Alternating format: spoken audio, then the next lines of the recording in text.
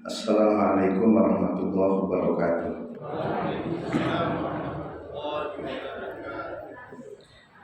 Innal hamdalillah nahmaduhu wa nasta'inuhu wa nastaghfiruh wa na'udzu billahi min shururi anfusina wa min sayyiati a'malina. May yahdihillahu fala mudilla lahu wa may yudlil fala hadiya lahu. Asyhadu an la ilaha illallah wahdahu la syarika lahu wa asyhadu anna Muhammadan abduhu wa rasuluhu la nabiyya ba'dah. Allahumma shalli wa sallim wa barik ala Muhammadin wa ala alihi wa sahbihi ajma'in. Allah Ta'ala Al-Quran Karim. A'udzu billahi minasyaitonir rajim. Ya ayyuhalladzina amanu taqullaha haqqa tuqatih wa la tamutunna illa wa antum muslimun. Wa qala sallallahu alaihi wasallam khairukum man ta'allama al-Qur'ana wa 'allamahu. Ibu-ibu, bapak-bapak dan sekalian rahmat Allah Subhanahu wa taala. Alhamdulillah kita bisa melanjutkan kembali kajian tafsir Al-Munir karangan Dr. Wahbah Zuhairi. Masih melanjutkan kajian surat At-Tahrim. Tema pagi ini kita akan membahas wiqayatun minan nar wa taubatun nasuha. Bagaimana menjaga diri dan keluarga dari api neraka, juga taubat nasuha. Ayat 6 sampai 9. Ayat 6 ini masih berkaitan dengan ayat sebelumnya, bahwa di dalam surat At-Tahrim ini menjelaskan tentang hukum berkeluarga. Jadi dalam pernikahan ada suami istri ya, yang sebelumnya sudah kita bahas. Jadi ada kalanya dalam berumah tangga itu ya rintik-rintik atau ya gelombang-gelombang dinamika di dalam berumah tangga. Oleh karenanya antara pasangan suami dan istri hendaklah saling menjaga, saling mengayomi. Pada pertemuan terakhir Nabi Muhammad SAW itu sampai berbohong, berjanji, bersumpah tidak mau melakukan atau memakan sesuatu yang halal, padahal Allah halalkan hanya untuk kepentingan supaya istrinya ridho, tidak supaya istrinya tidak marah. Lalu Nabi bersumpah, saya haram bagi saya minum madu, padahal madu itu halal. Itu tujuannya untuk si istri supaya tidak marah. Tetapi walaupun tujuannya baik, karena itu tidak sesuai dengan yang diinginkan oleh Allah, maka Allah pun menegur kepada Nabi, ya anda harus begitu Muhammad, kamu tidak boleh mengharamkan sesuatu yang memang halal, walaupun untuk kepentingan itu berbuat baik kepada istri. Kemudian di ayat-ayat berikutnya Allah juga mengingat lagi untuk para istrinya. Posisi Nabi itu kan selain sebagai suami dari para istrinya, itu juga sebagai seorang Nabi dan Rasul. Jangan sampai ya mengecewakan hati Nabi, mengecewakan hati Rasul. Ya. Sehingga andai kata Rasulullah berkehendak menceraikan istri-istrinya, maka Allah akan menyiapkan istri-istri yang lebih baik dari kamu ini. Maka masuklah ayat yang ke-6. Nah, yang akan kita bahas. Walaupun ini konteksnya masih terkait dengan ayat sebelumnya terkait dengan kisah Nabi beserta keluarganya, tapi tentu maknanya ini umum untuk kita semuanya. Nah, Bapak Ibu semua sekalian, di ayat yang ke-6 sampai ayat yang ke-9 yang akan kita bahas temanya, ini unik. Setiap ayat diawali dengan seruan. Ayat yang ke-6, ya ayyuhalladzina amanu, wahai orang-orang yang beriman. Ayat ke-7-nya, ya ayyuhalladzina kafaru, wahai orang-orang kafir. Ayat ke-8-nya, ya ayyuhalladzina amanu, seru lagi, wahai orang yang beriman. Kemudian ayat yang ke-9-nya, ya ayuhan nabiyyu, wahai nabi. Jadi 4 ayat berturut-turut ini dengan menggunakan nida, seruan. Tentu seruan ini memiliki makna penekanan. Penekanan itu artinya tolong perhatikan. Jadi betul-betul serius gitu. Sampai harus betul-betul dipanggil ya. Dan ini panggilannya juga ditujukan secara khusus kepada orang beriman. Apa pesannya? Wahai orang kafir, apa yang ditujukan untuk orang kafir? Bahkan kepada Nabi sendiri, wahai Nabi gitu. Nah, jadi 4 ayat berturut-turut itu Allah sebut secara khusus ya, spesifik menyebut untuk siapa panggilan-panggilan tersebut. Nah, sekarang ayat yang ke-6. Ya ayyuhalladzina amanu, wahai orang-orang yang beriman. Berarti ini seruannya untuk orang yang beriman. Maka kita sebagai orang-orang yang beriman dalam memiliki konsentrasi penuh, tolong perhatikan pesan Allah itu. Nah, jadi tadi saya katakan ada seruan itu berarti ada penekanan. Jadi ketika kita memanggil anak ya, untuk mengkhususkan, nah itu kan dipanggil betul-betul. Ini yang merasa dipanggil namanya, tolong. Ini yang dipanggil ini ya ayyuhalladzina amanu, wahai orang yang beriman. Sehingga orang-orang yang tidak mengindahkan panggilan ini berarti mohon maaf berkebalikannya, berarti dia tidak beriman atau dia belum paham tentang makna ini, keimanan. Wahai orang-orang yang beriman, qu anfusakum wa ahlikum naro. Jagalah dirimu, wa ahlikum, dan jagalah keluargamu. Nah, sini yang menjadi penekanan atau yang harus kita perhatikan ada 2. Pertama, setiap individu masing-masing berusaha menjaga dirinya masing-masing. Suami berupaya menjaga diri sendiri, istri, anak, ini setiap person ini harus menjaga diri sendiri, jangan sampai masuk ke dalam neraka. Karena nanti hisabnya itu kan perseorangan. Hisab itu nanti perseorangan. Walaupun nanti ada tambahan hisab pertanggungjawaban, suami punya tanggung jawab, itu juga akan kena hisab. Tapi kan setiap personnya ini harus menjaga diri sendiri. Sehingga yang disuruh adalah anfusakum dulu, dirimu sendiri. Kalau dilanjutkan ku anfusakum, wahai para istri, jagalah dirimu sendiri. Walaupun mungkin suami ibu seorang ustadz, suami ibu seorang kiai, tapi jangan terlena karena menggantungkan suaminya jadi tokoh, jadi ulama, lalu kemudian si istri bersantai-santai, tidak berusaha menjaga dirinya sendiri dari api neraka. Kemudian wa ahlikum, dan jagalah keluargamu. Berarti ini maknanya tanggung jawab. Secara person setiap individu wajib menjaga dirinya sendiri jika dia sadar kalau dirinya beriman. Lalu kemudian juga tanggung jawab dalam hal keluarga. Suami wajib menjaga istri dan anaknya.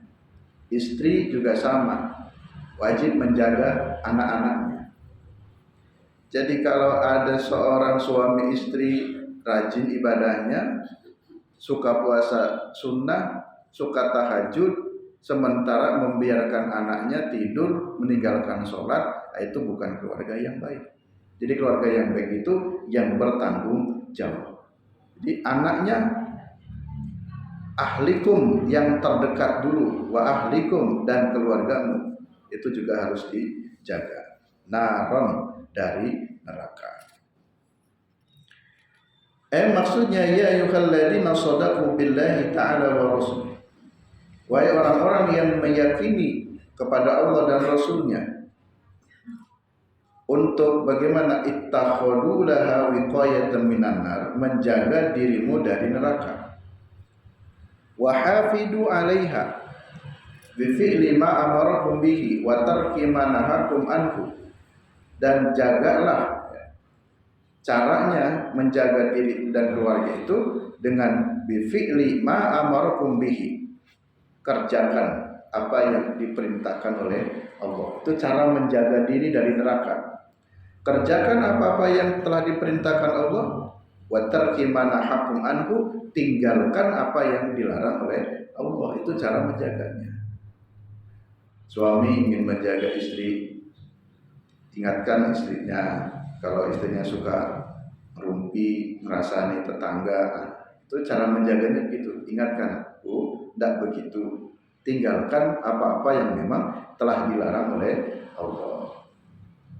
Istri juga mengingatkan suami, Pak, boya ke masjid, sholat jamaah. Karena seutama-utama laki-laki kan yang terbaik di masjid jamaah. Itu juga bagian dalam rangka menjaga, saling mengingatkan. Ya. Nah, jadi semuanya saling menjaga, saling mengingatkan. Ya. Bahasa lain, untuk apa ibu masuk surga tapi menyaksikan suami di neraka, anak di neraka? Kan nggak mau juga.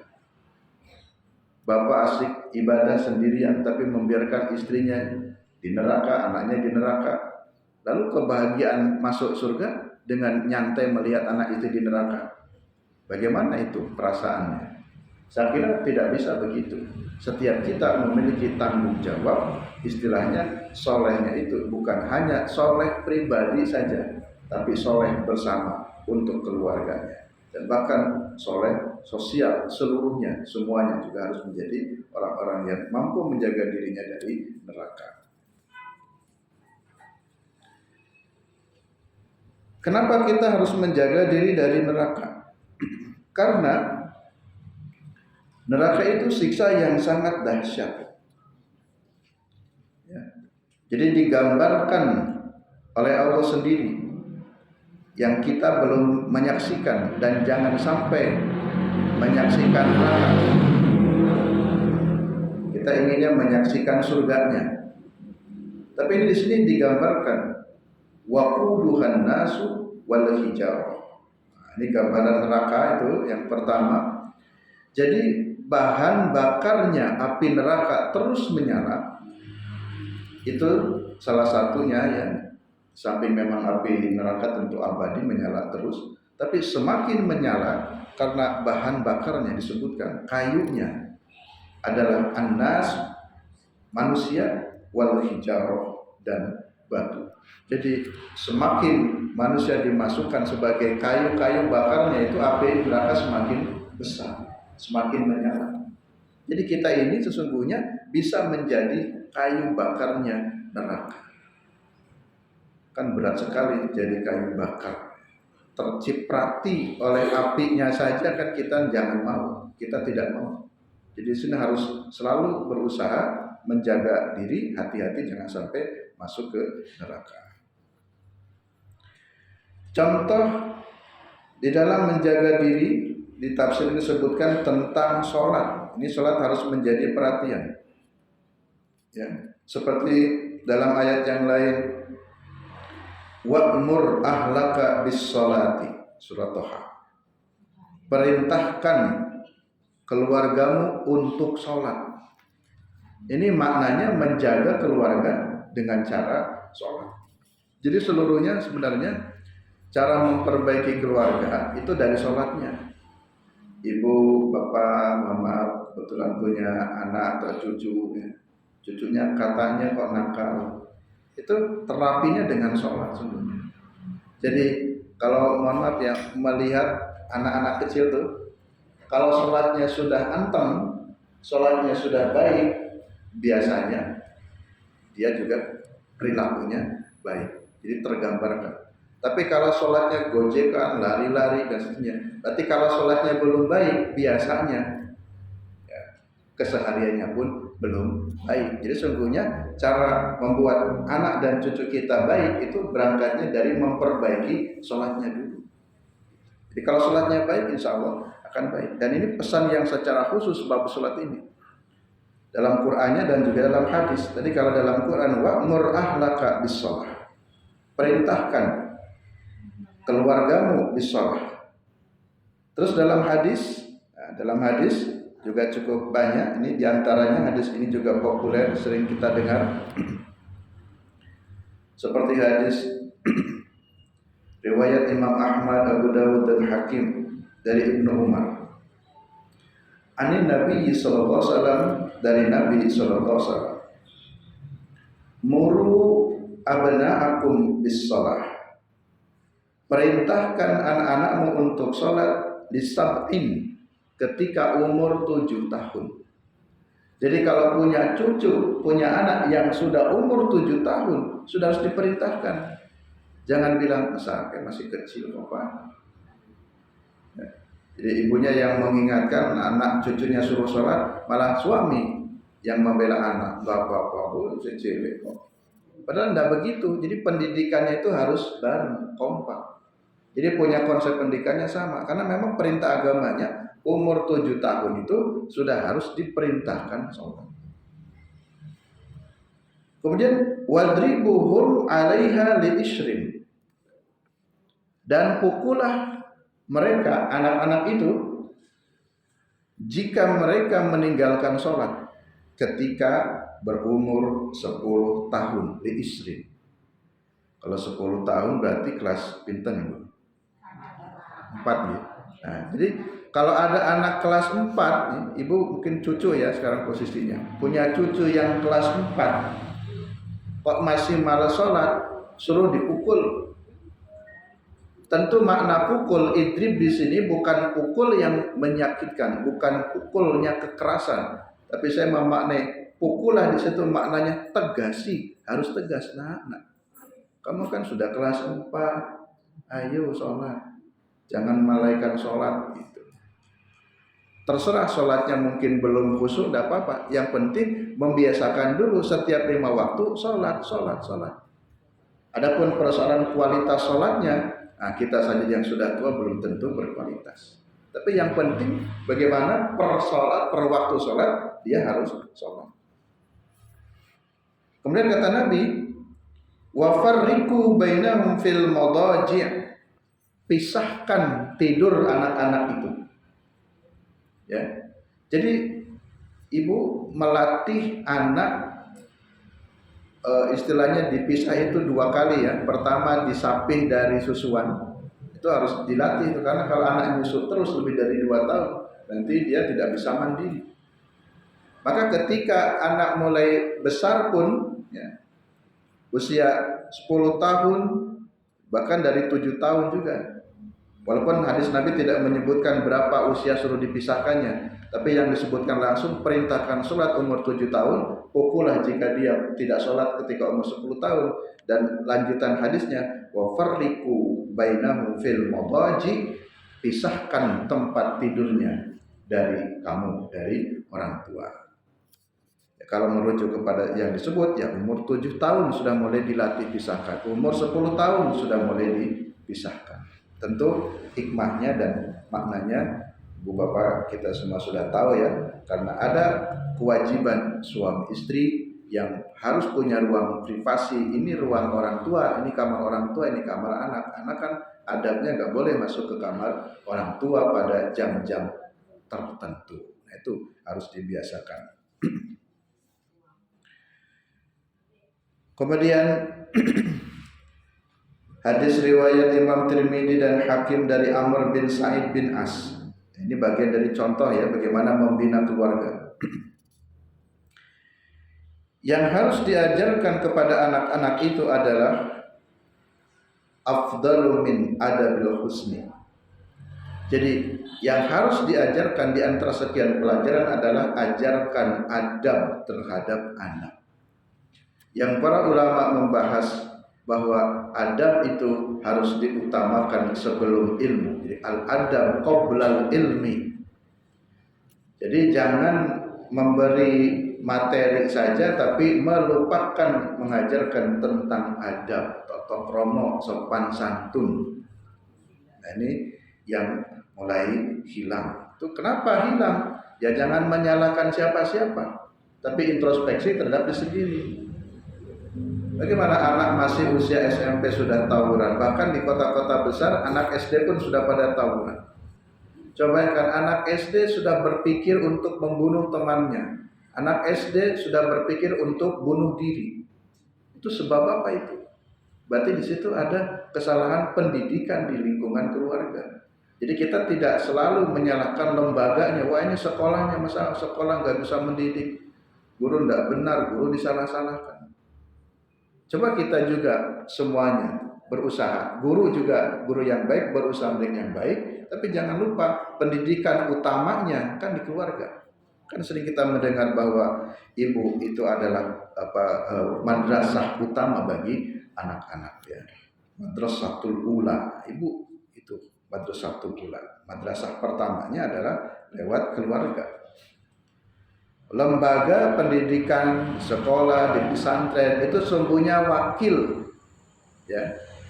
Karena bapak ibunya tidak mampu mendidik, mewakilkan, mempercayakan kepada guru yang di sekolah pesantren, Pak, saya wakilkan tolong bantu ya, untuk membantu mendidik anak saya supaya mau sholat, mau ngaji. Tapi setelah itu juga jangan los, kita tetap komunikasi. Ustaz, bagaimana anak saya perkembangannya, begitu, itu tandanya tanggung jawab. Nanti si guru juga sama, memberikan laporan, Bu, mohon maaf ini kok putra ibu beberapa kali ini kok sholatnya susah, dalam absen sholatnya bolong, padahal sudah kami ingatkan, tolong dibantu bersama-sama. Itu namanya ada sinkronisasi, ya, tanggung jawab bersama. Karena tugas pokok sesungguhnya kita keluarga. Wahlikum itu kan tugas utamanya kita, para bapak dan ibu. Kemudian dalam hadis lain disebutkan qala Rasulullah SAW, murru as-sabi bis-shalah idza balagha sab'as sinin. Perintahkan anak-anak untuk salat ketika usia 7 tahun. Fa idza balagha asra sinin fadribuhu 'alaiha. Apabila anak itu sudah mencapai umur 10 tahun, pukullah dia. Jadi maksudnya beri ketegasan, tidak harus dipukul, tapi beri ketegasan. Nah, ini tentang cara apa yang harus diajarkan atau cara menjaga keluarga, salah satunya dengan cara menjaga sholatnya. Perhatikan sholatnya. Itu yang pokok, yang utama, sebagaimana dalil umum bahwa awwalu ma yuhasabul abdu yaumil qiyamah shalah. Jadi pertama kali yang akan dihisab untuk kita, untuk anak-anak kita, itu adalah sholatnya. Jadi ini yang menjadi perhatian dalam memaknai ku anfusakum wa ahlikum. Yang berikutnya, tadi sifat neraka waquduha nasu wal hijarah, bahan bakar neraka itu manusia dan batu. Wal muradu bin nas, yang dimaksud manusia di situ akan menjadi bahan bakar neraka al-kuffar, yakni orang-orang kafir. Wabil hijarah, yang dimaksud batu di situ adalah asnamul lati tu'badu min dunillah, berhala-berhala yang disembah selain Allah. Ya.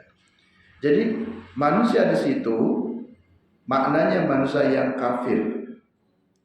Kafir itu juga tentu maknanya luas ya. Orang yang mengingkari perintah-perintah Allah itu juga termasuk kafir. Ya. Dan tentu berlaku anas di sini juga umum. Jadi kita walaupun statusnya muslim, tapi muslim yang bermaksiat, ya itu juga bisa masuk ke neraka. Hijarah itu asnam. Asnam itu berhala. Kalau tafsir berhala itu digambarkan dulu prakteknya berhala itu ya menyembah patung. Kalau sekarang bisa kita maknai apapun yang diunggulkan, ya. Tu'badu min dunillah, diunggulkan melebihi dari Allah, ya bisa saja itu menjadi asnam. Ya. Jadi tidak harus bentuk patungnya. Mungkin hari ini orang tidak menyembah patung, tapi ternyata dia menuhankan dukun umpamanya, menuhankan apa, maka itu termasuk kategori asnam-asnam yang intinya allati tu'badu min dunillah, sesuatu yang disembah selain Allah itu kategori asnam, dan asnam itulah yang dimaksud hijarah, batu. Kalau dulu mungkin bikin patung ya dari batu juga ya, dipahat dari batu, jadi sama makna aslinya ya batu. Kemudian wal ahlu, apa yang dimaksud ahlun di ahlikum, ya. Jaga dirimu dan jaga keluargamu. Yang dimaksud keluarga itu apa? Yang termasuk di dalamnya keluarga itu adalah az-zauzah wal aulad wal khodam. Nah, berarti ada 3 ini. Tanggung jawab kita terhadap ahlikum, keluargamu itu pertama adalah zauzah. Zauzah itu pasangan. Kalau suami berarti istri, itu sebagai ahlikumnya. Kemudian wal aulad, anak. Kemudian ini ya, Dr. Wahbah Zuhaili memasukkan yang dimaksud ahlikum selain istri, anak juga al khodam. Khodam itu pembantu, pelayan. Jadi kalau ibu bapak di rumah punya pelayan ART, pembantu rumah tangga, itu tolong diingatkan sholatnya. Untuk apa pekerjaan rumah dibantu? Mohon maaf, sementara dia si pelayan itu enggak sholat. Jadi itu tanggung jawab kita juga. Sehingga bapak ibu jika memerlukan ya seseorang yang menjadi pelayan di rumah kita, istilah pembantu di rumah kita, atau apapun namanya, asisten, tolong. Kalau mau merekrut, mau mencari, dia juga menjadi tanggung jawab kita. Tanggung jawab bukan hanya dalam finansialnya, yang penting dipenuhi hak kewajibannya dalam pengertian materi, gajinya dicukupi, makannya dicukupi. Tapi kemudian ibadahnya kita berlepas diri. Nah, kalau menurut tafsir ini, itu termasuk bagian dari ahlikum. Nah, berarti nih ya, mengingatkan ada tambahan makna ahlikum di dalam tafsir Al-Munir ini yang mungkin kita tidak terpikirkan, mengelompokkan ini termasuk bagian dari keluarga. Atau kalau diperluas bisa saja berarti itu juga menjadi ahlikum kita. Ibu yang punya toko, punya perusahaan, lalu merekrut karyawan-karyawan. Bagaimana kalau kemudian karyawan yang kita rekrut itu juga menjadi bagian dari tanggung jawab, perhatikan sholatnya, diingatkan, yuk kita semuanya wajib sholat, sip-sipan ya, waktu sholat zuhur, tolong sholat dulu, gantian. Jadi kalau hanya melulu untuk kepentingan bisnis kita, lalu para pelayan itu kemudian dibiarkan ya, bermaksiat kepada Allah dengan cara meninggalkan sholat, nah ini bisa menjadi tanggung jawab kita juga ini. Karena ahlikum itu ternyata al-khodam. Khodam itu pelayan, pembantu.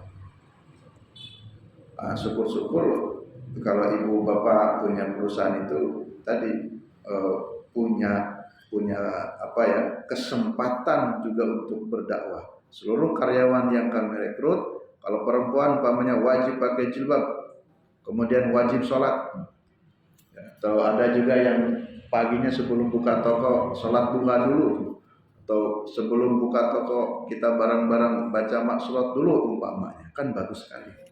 Ya, kita sebagai pemilik perusahaan pun itu dapat pahala karena samping itu tanggung jawab. Kalau tanggung jawab berarti jika mengabaikan, terkena hisabnya. Jadi ini ya tafsir yang baru nih yang kita temukan di sini. Ternyata khodam itu bagian dari ahlikum. Wal ayatu dalilun ala anna al muallim yajibu an yakuna aliman bima ya'muru bihi wa ma yanha anhu. Demikian pula dari ayat ini kita bisa memahami bahwa seorang muallim ya, orang yang mengajarkan itu wajib juga mengajarkannya dengan ilmu, berarti dirinya juga harus berilmu. Bahasa yang sederhana, bapak ibu akan mengajarkan kepada anak-anak, berarti bapak dan ibu pun harus berilmu. Ya. Apalagi sekarang perkembangannya, cara metode mendidik anak itu sudah beda dengan dulu ketika bapak ibu jadi anak.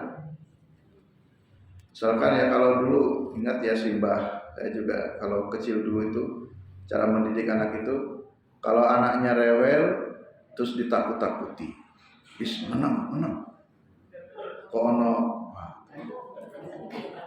jadi ditakut-takuti. Tujuannya benar supaya diam, nggak rewel. Tapi dari segi pendidikan ternyata kurang tepat.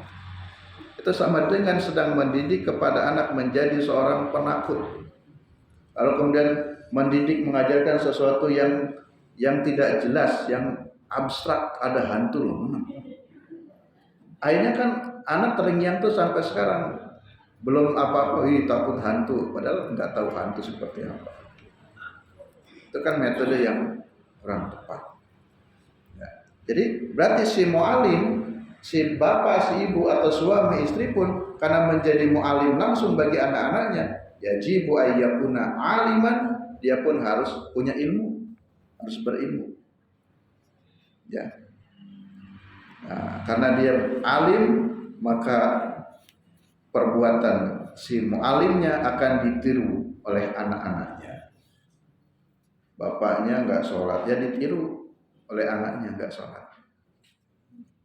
Anak nggak pernah melihat ibunya baca Quran, ya ditiru, anaknya pun nggak mau baca Quran. Karena itu semuanya menjadi mu'alim yang terlihat langsung oleh muridnya, yaitu anak sebagai murid. Yang kedua, sifat neraka. Tadi sifat neraka waquduhan nas wal hijarah, digambarkan bahan bakarnya manusia dan batu. Yang kedua, digambarkan neraka itu alaiha malaikatun ghiladun shidadun la ya'sunallaha ma amarahum wa yaf'aluna ma yu'marun.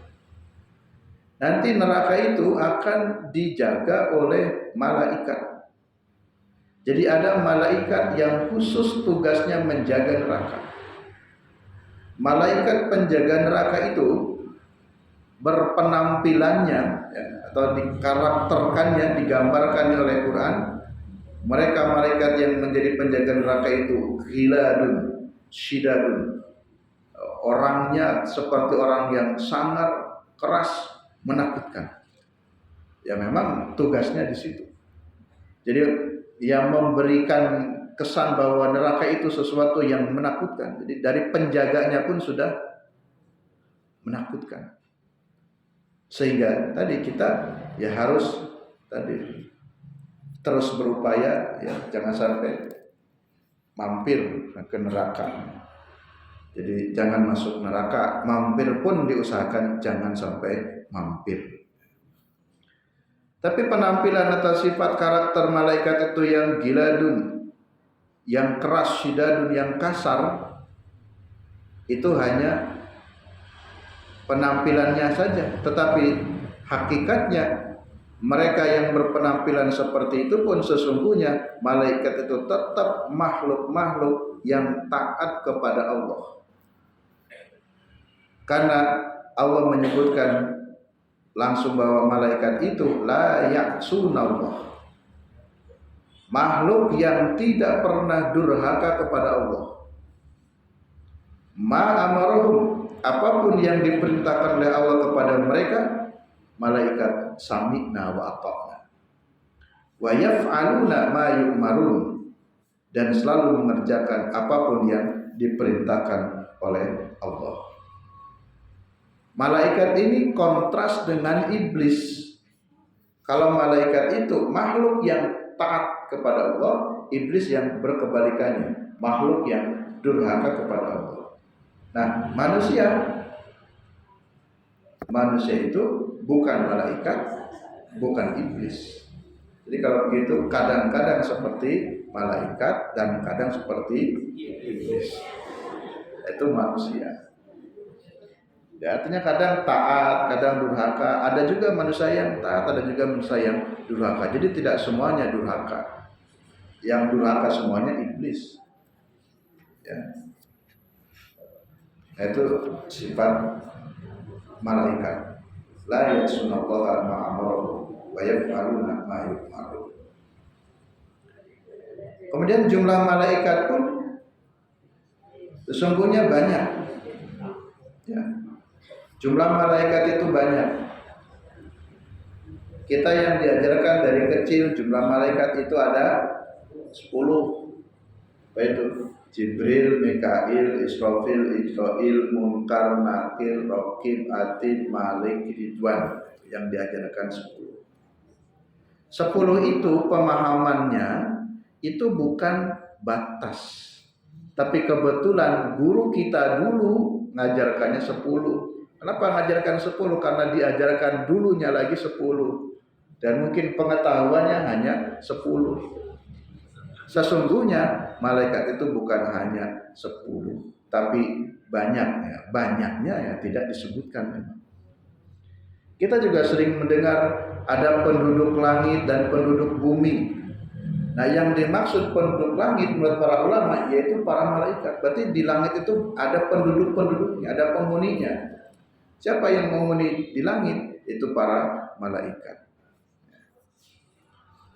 Dalam tafsir ini disebutkan yang menjaga di neraka ini ada 19 malaikat. Ya, tis'ata asyara malakan. Seperti disebutkan dalam surat Al-Mudaththir, alaiha tis'ata asyara. Ya, ada 19. Yang kita tahu diajarkan dulu penjaga neraka itu Malik. Ya, kalau penjaga surga Ridwan. Malik, Ridwan. Jadi hanya satu. Tapi di sini disebutkan yang menjaga neraka pun ada sekitar 19 malaikat. Ya, dan mungkin juga di informasi yang lain bisa saja berbeda. Tapi intinya malaikat itu banyak, bukan hanya 10. Ayat berikutnya, ayat yang ke-7.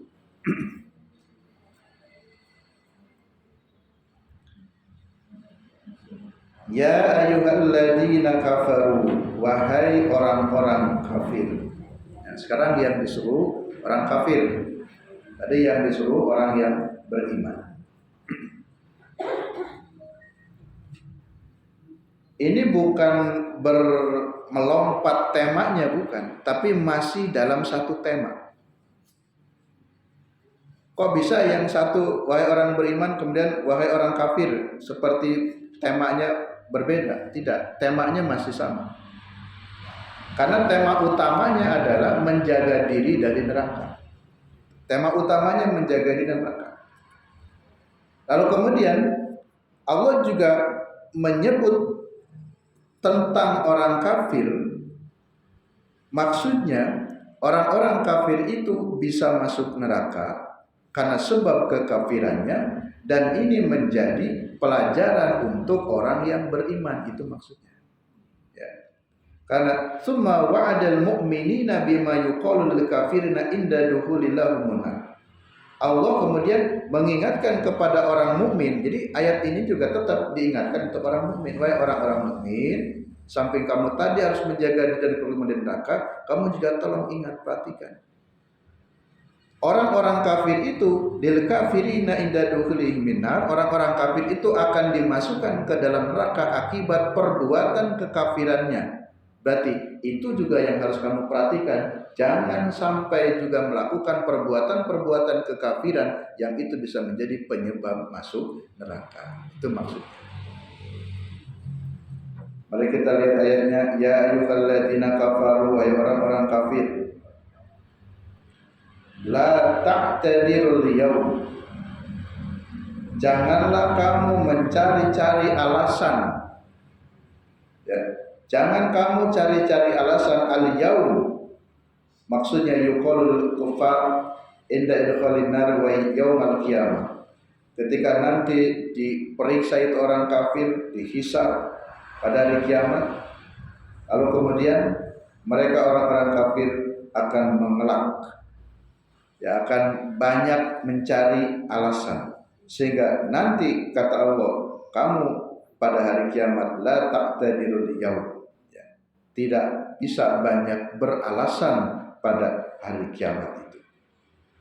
Nah, kalau di dunia kan masih banyak alasan. Mungkin Kamu nggak sholat, oh saya nggak tahu ya hukumnya sholat, kan nyari alasan saja. Nah, kenapa tidak mencari tahu?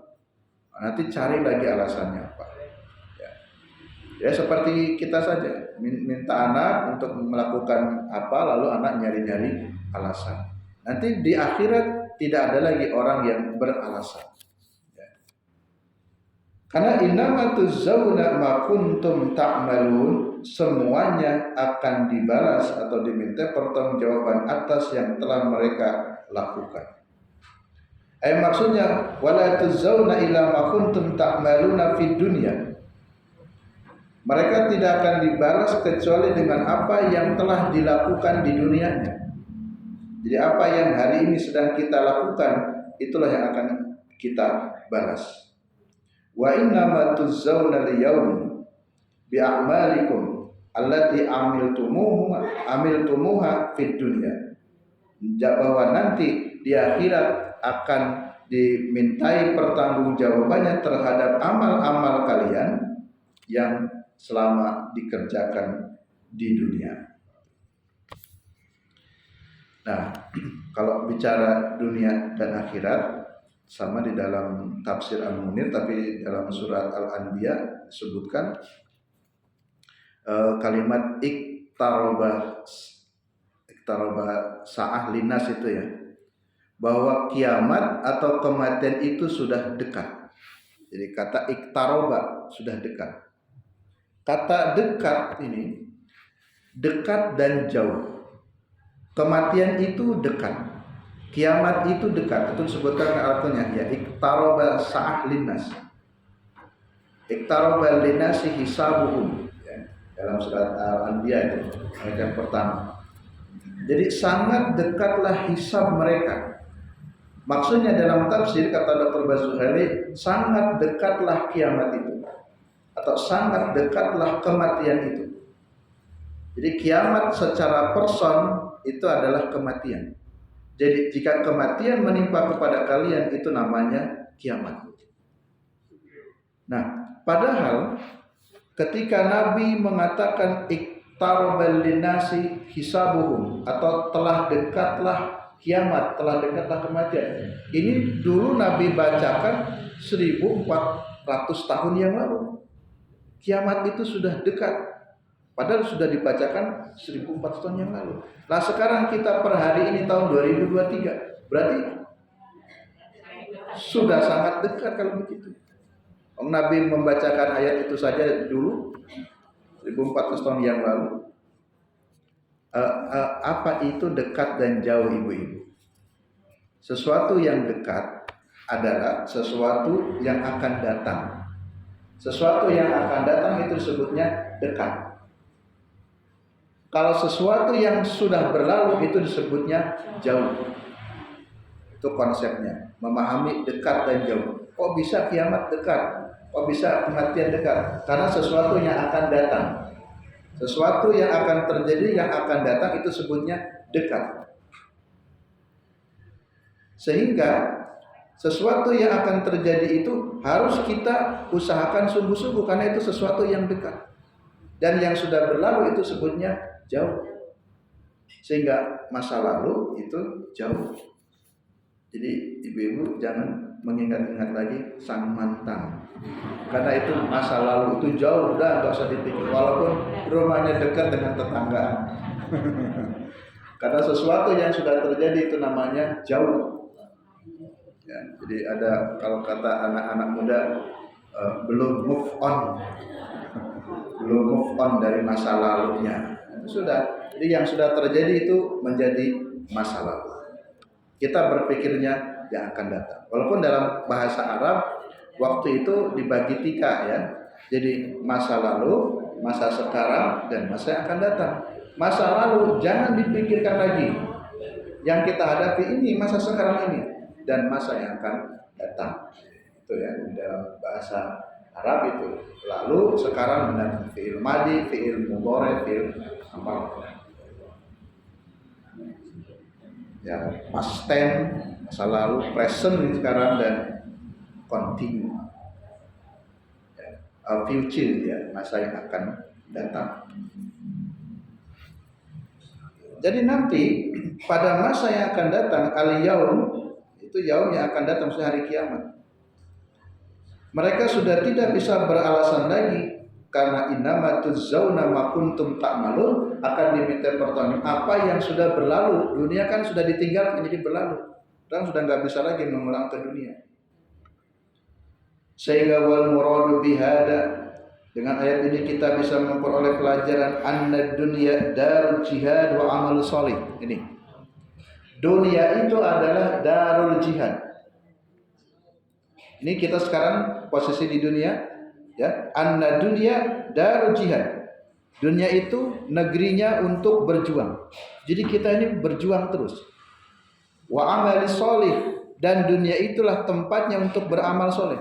Karena kalau sudah masuk ke negeri akhirat, kita sudah tidak bisa berjuang lagi, kita sudah tidak bisa beramal soleh lagi. Itu maksudnya. Jadi anna dunya darul jihad wa amal soleh, wal akhirah, sedangkan akhirat darul muqarrar wal jaza. Negeri akhirat itu adalah tempatnya pembalasan, tempatnya ketetapan, keputusan. Jadi berjuangnya sekarang. Sehingga istilahnya seorang mukmin, seorang muslim itu tidak ada istirahat di dunia ini. Ya, tidak ada istirahat di dunia ini. Maksudnya harus terus beramal soleh. Jangan ada kata istirahat di dunia ini, karena al-mautu rohah, kematian itu adalah istirahat. Jadi kalau sudah mati, barulah itu istirahat. Selama kita belum meninggal dunia, tak ada kata istirahat. Artinya terus gunakan untuk darul jihad wa amali soleh, beramal soleh. Wa dunya mazra'atul akhirah. Dunia itu sebagai, ya, mazra'atul akhirah, ladangnya untuk akhirat. Jadi kalau digambarkan petani itu punya sawah, maka dia menanam. Apa yang ditanam petani hari ini, maka di kemudian hari dia akan memanen hasilnya. Jadi kita ini sedang menanam di dunia. Silakan mau menanam, silakan mau enda silakan, tapi nanti akan memetik seluruh hasil yang dilakukan di dunia ini adalah nanti di akhirat. Jadi kalau orang mau menanam kebaikan, maka dia akan memanen di akhiratnya kebaikan. Dan siapa menanam keburukan di dunia, itu pula yang akan didapat di akhiratnya nanti. Ya, pepatah itu sering kita dengar, ya, nanam cabai, ya hasilnya cabai. Tidak ada orang yang nanam cabai kemudian panennya tomat, ya. Tidak mungkin nanam cabai kok hasilnya yang lain. Jadi sesuai dengan yang kita tanam. Ibu-ibu, bapak-bapak yang sekalian rahmat Allah Subhanahu wa taala, cukup kajian tafsir pada kesempatan pagi ini. Ayat berapa tadi? 6 dan 7, masih satu tema sampai 9. Baru sampai 7 kan, ya? Jadi 6 dan 7 dua ayat, insyaallah kita lanjutkan ayat ke-8 dan 9-nya. Mari kita akhiri kajian pagi ini dengan kafaratul majlis. Subhanakallahumma wa bihamdika asyhadu an la ilaha illa anta astaghfiruka wa atubu. Alhamdulillah, amin. Billahi taufiq wal hidayah. Assalamualaikum warahmatullahi wabarakatuh.